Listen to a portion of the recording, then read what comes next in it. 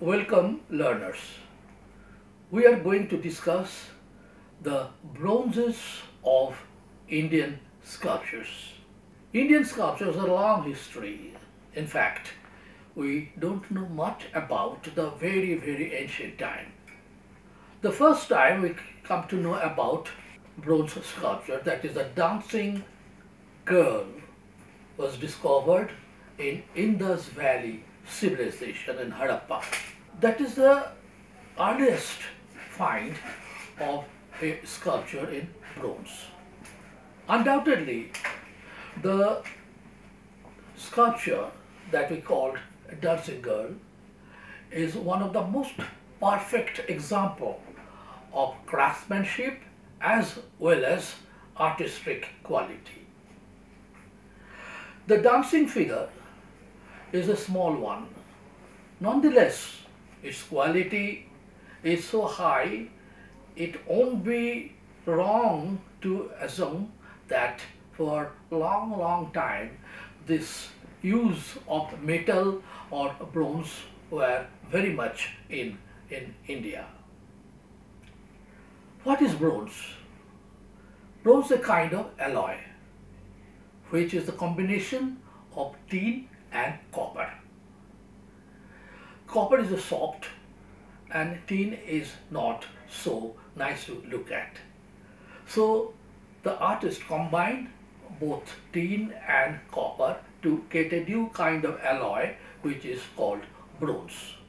And with this, many artifacts, statuettes and statues are made in ancient India, and it continued for long time. After Indus Valley civilization, we know there's a very long gap which is almost empty, vacant to us.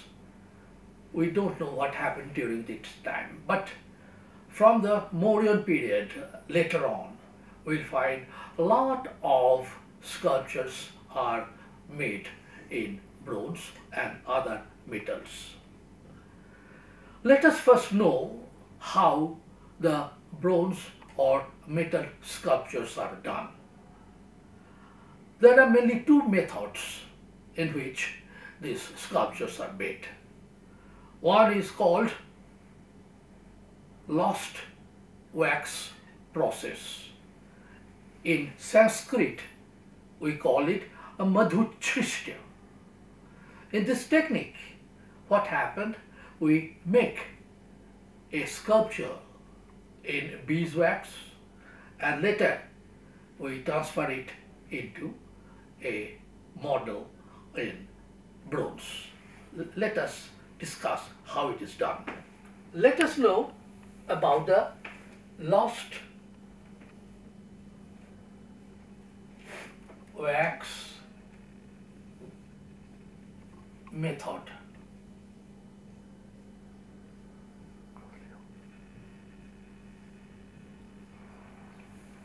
In this process, first you make a model in clay.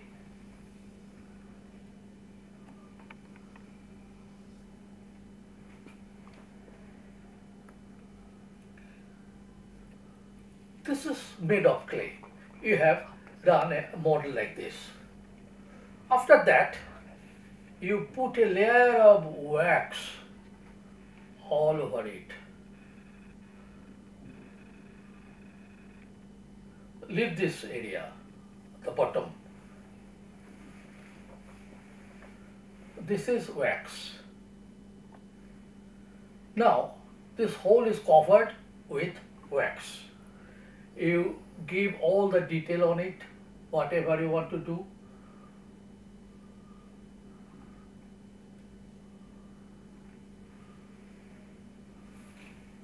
So your modeling is done all over.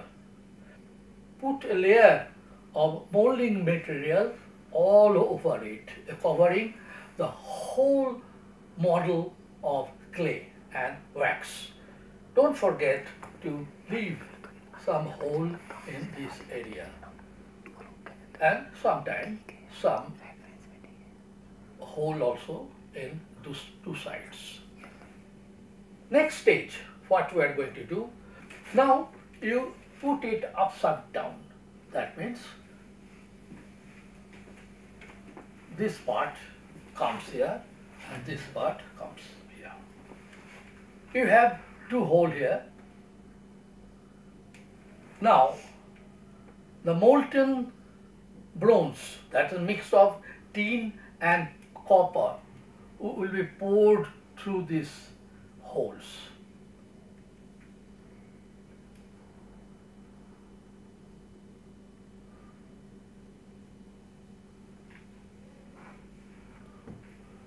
What happens? This is the layer of the wax.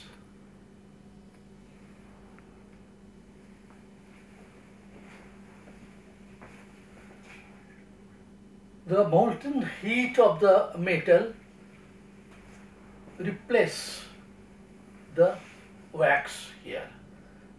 That means it is totally turned into gas and comes out of that, and it is replaced with the whole thing with metal.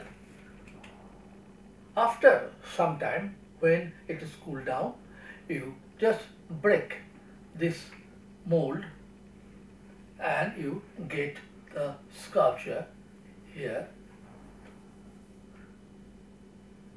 This is the metal part of the sculpture. So ultimately the wax part is replaced with the metal, and then you break the mold and you get the sculpture. Other method is known as sand casting, which we'll discuss later. Interestingly, for thousands of years, Indian sculptors are using madhuchishta or lost wax process. Most beautiful works since the time of Mauryan and onwards were done in this process. There are distinctly two types of methods that is used with some changes here and there. That is in the North India and later in the South India. Most scholars believe that lost wax process actually started in North India and later it moved to South. If we study the history of art of India, we'll find that there are so many sculptures that are made of metal during the age of the Mauryan, later Sungas, Satavahanas, and in the Gupta period also. The Bakataka dynasty also one of the great patrons of metal sculptures. Sculptures of India, mainly that of deity or god and goddesses. Hindu religion is very much popular with three gods, that is Shiva, Vishnu and Brahma, the destroyer, creator and protector. And so many such sculptures in bronze were made of these three deities or gods. Before we come to understand the beauty of sculpture in metal, let us know some canons, some rules that are followed by sculptors when they are making such sculptures. In the Shilpa texts like Vishnu Dharmatara Purana, Shilparatnam, they have prescribed very clearly how to make the images of gods and goddesses. The sculptors had to follow all these rules when they prepare an image of gods and goddesses, which we say that they follow the iconography of gods and goddesses. Let's know something about the typical way of making sculptures of gods and goddesses. In the making of metal sculpture or bronze sculptures, ancient Indian sculptors followed the rule of Shilpa text or Shilpa Shastra. There are some prescribed postures that we have to follow. The first one I'll show you.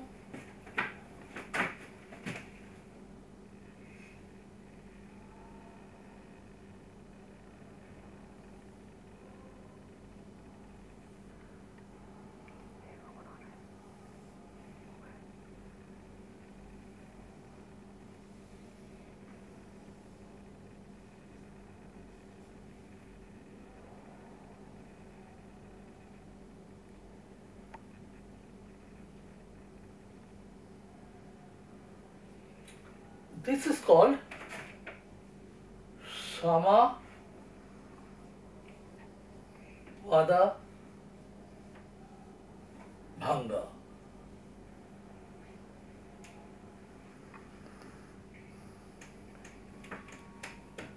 Sama Pada Bhanga. That means the weight of the body is equally on 2 feet. Most of the sculptures or image of Surya you will find in this particular posture, and this is very much restricted to the sculpture. They follow it exactly. Next one,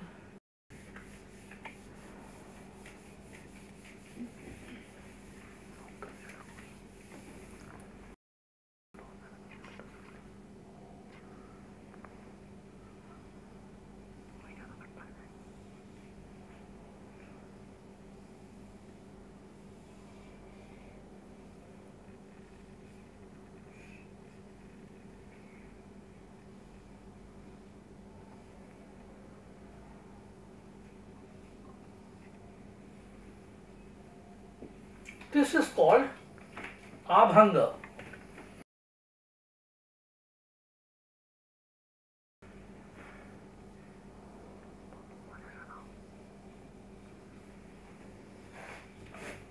Abhanga postures.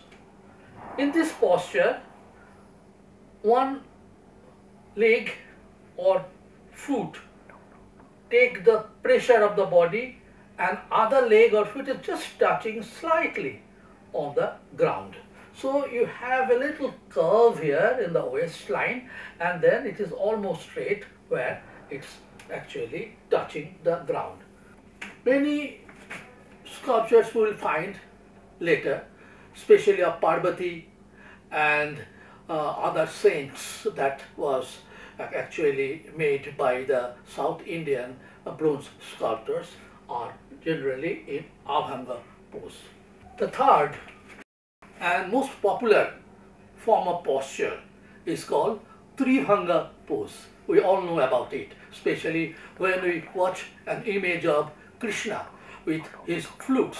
They are mostly in this Tribhanga posture. Tribhanga means 3 bend of the human body.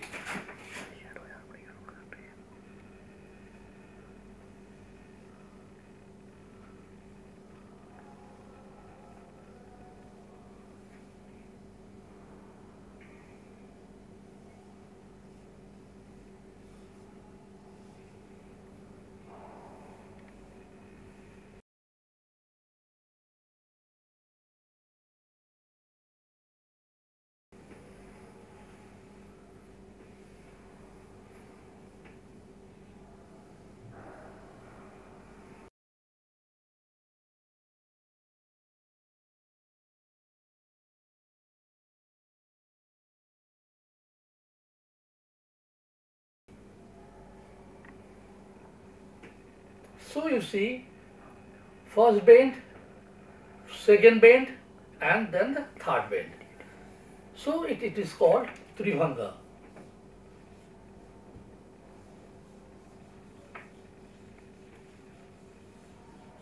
This is the Tribhanga posture, which is specially used in the case of bronze or better sculpture of Krishna. Now the fourth one.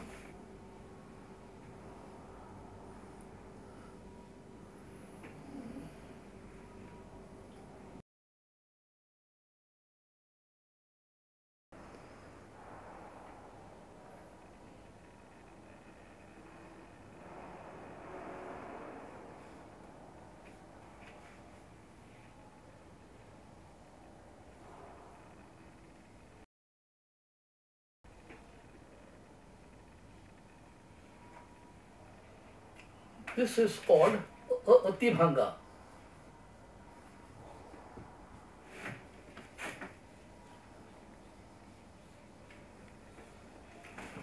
Atibhanga postures.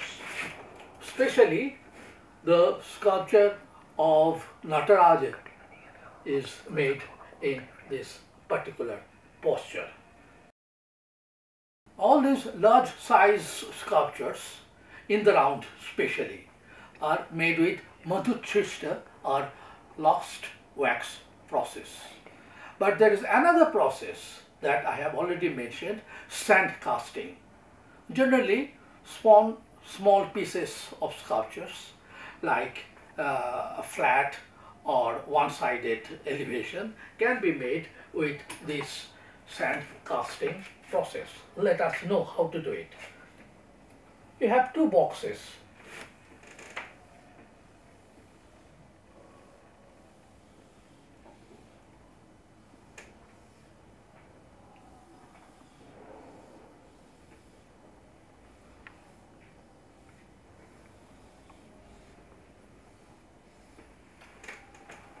Now, you pour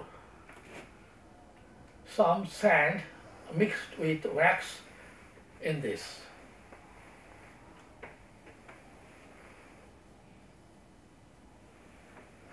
Then make a model of clay.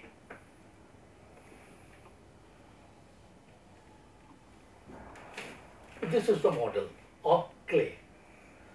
Now you put this here and press it inside.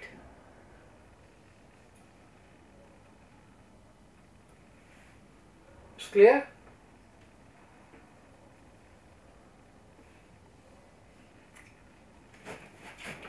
You pressing this model of clay in the sand, and after that you take out the clay model.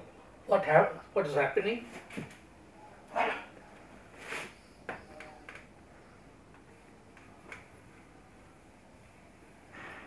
You create an empty area of the same form of clay here.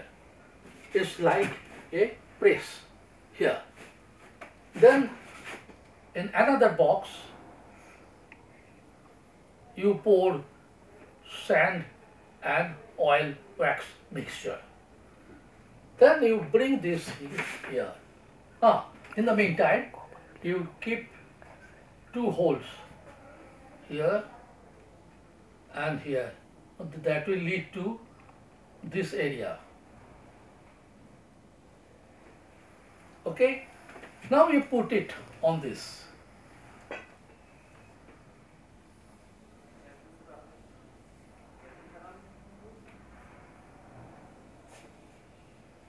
This is the box you are putting on this.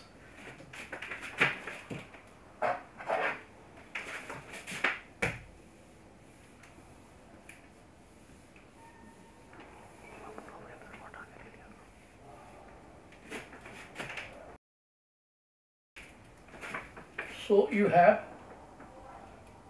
two boxes and the hole is here. Remember, this part is empty one, the same model that created this vacuum here.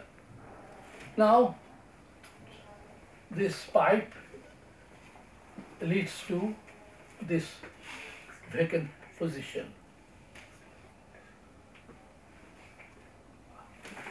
Okay, I think it's clear now how it is done.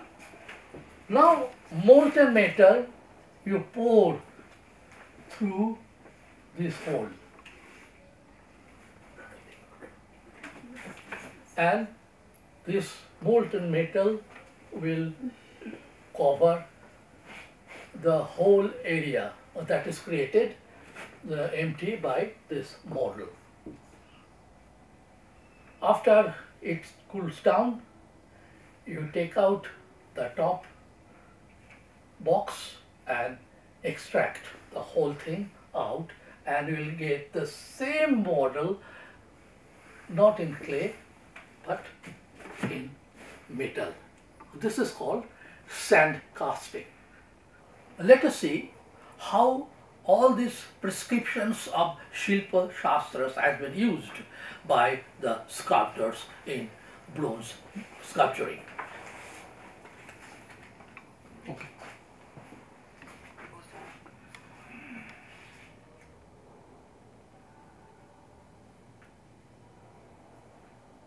This is a good example of Shamapada Bhaga.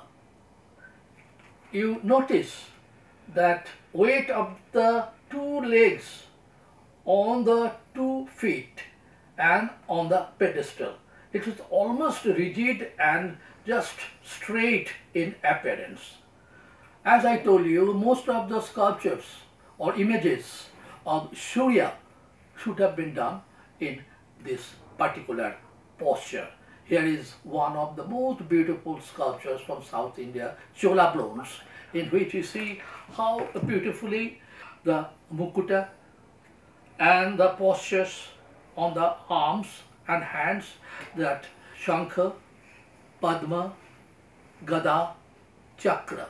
The 4 attributes of God are used in this particular sculpture. This is again a sculpture of Parvati from the Chola period. You must have noticed the change in the posture. Instead of Samabhanga, now the posture is Abhanga. Almost all the female figures, particularly Parvati and others, are in this posture.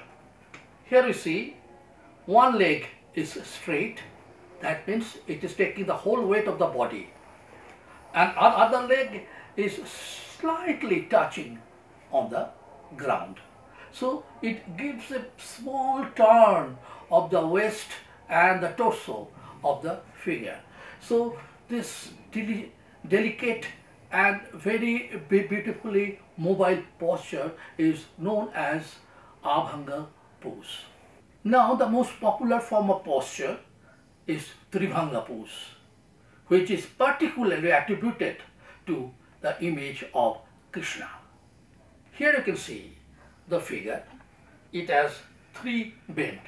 1, 2, 3.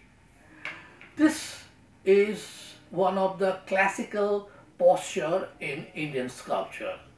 This is a Chola bronze, and you can see how beautifully the sculptor has managed to bring the softness of the movement. There is no hardness, no hard curve anywhere you see in this particular sculpture. Smoothly the movement of this Tribhanga pose has been attributed to this particular sculpture. Here is another Tribhanga posture. In this case it is not Krishna but his consort Sri Radha. This bronze is from Bengal, and you can see the typical characteristics of Bakura terracotta sculptures is reflected in this particular sculpture. It is clearly seeking that 3 movement of the body here. So it is also known as the Tribhanga posture. Now we come to the last posture that has been defined by the Shilpa text, Otibhanga posture. There are not many sculptures we find in this particular posture except that of Nataraja, who is performing his Tandav Nritta, the ultimate cosmic dance. Nataraja is not only a sculpture, it is only a philosophy that has been totally materialized in the terms of sculpture.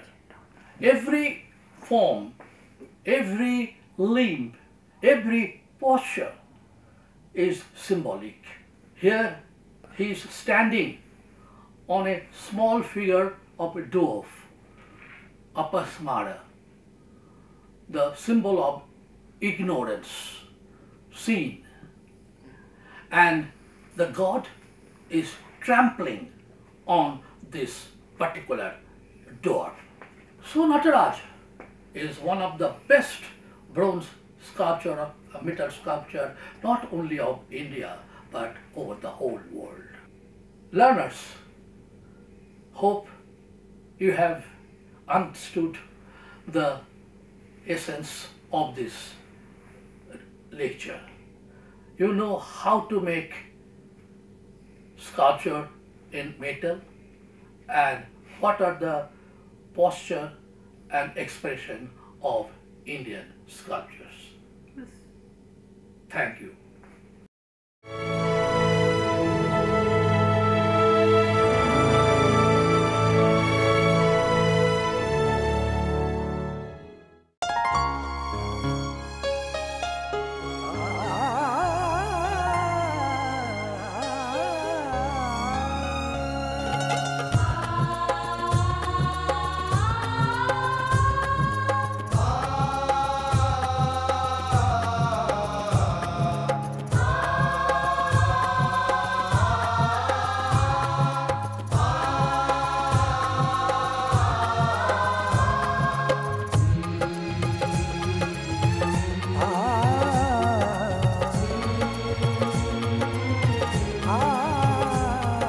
जीवन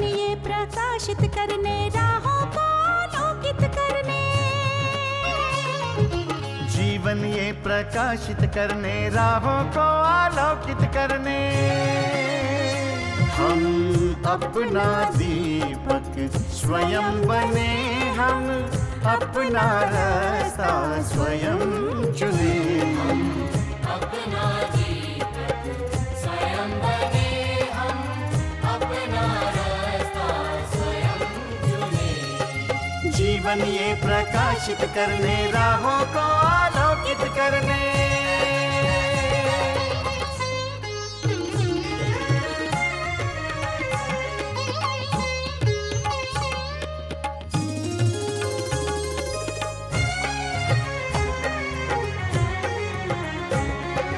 धन साधन समय की सीमा से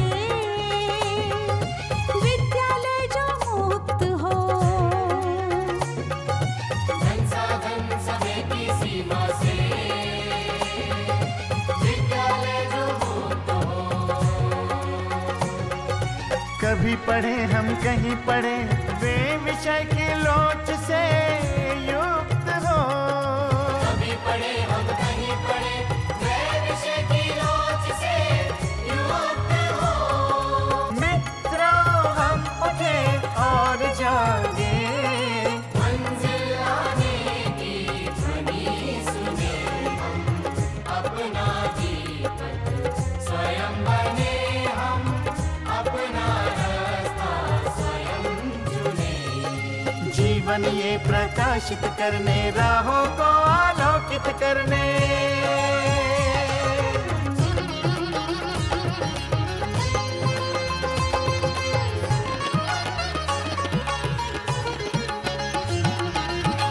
राष्ट्रीय मुक्त विद्यालय का है द्वार खुला सबकी खातिर। शिक्षा परीक्षा का अवसर एक बार ही क्यों मिलता फिर। शिक्षा और परीक्षा का अवसर एक बार ही क्यों